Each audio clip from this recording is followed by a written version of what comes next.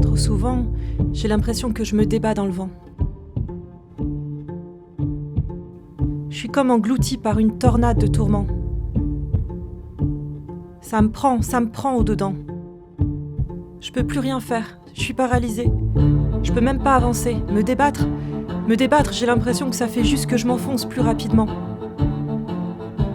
C'est un puits sans fond. C'est comme un cri étouffé que personne n'entend.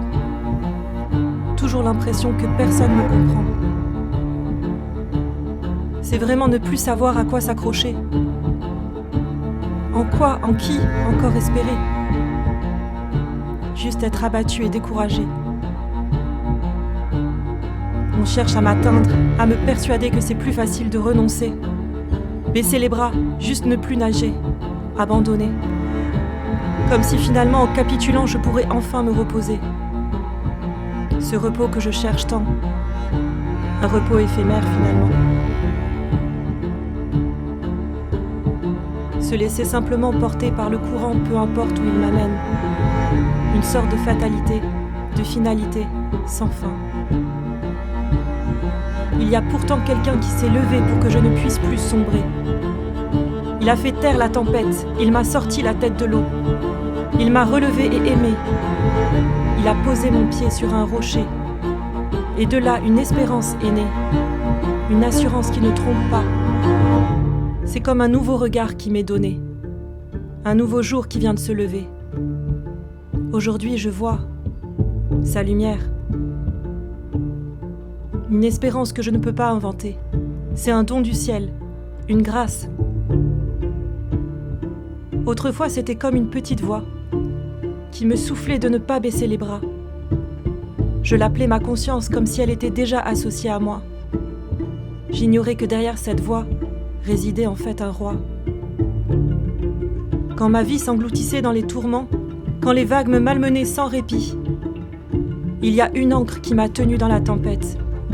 Il y a un bras qui m'a sorti du courant. Mon espérance est fiable et éternelle. Il y a un combat pour que ce que j'espère devienne ce que je vis.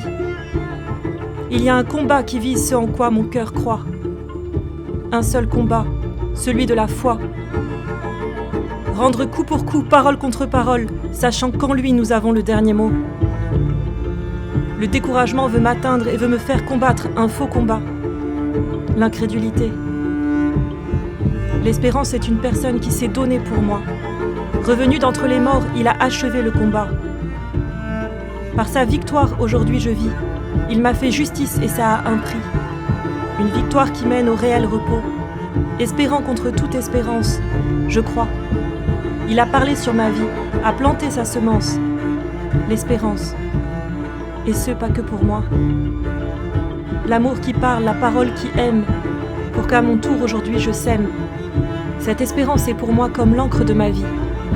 Elle est sûre et solide. Elle pénètre par-delà le voile dans le lieu secret de mon cœur. Je suis pressée de toute manière, mais non réduite à néant. Dans la détresse, mais non dans le désespoir. Persécutée, mais non abandonnée. Abattue, mais non perdue. Je porte toujours avec moi dans mon corps la mort de mon Sauveur, afin que sa vie soit aussi manifestée. J'ai cru, c'est pourquoi j'ai parlé. L'espérance m'a sauvée.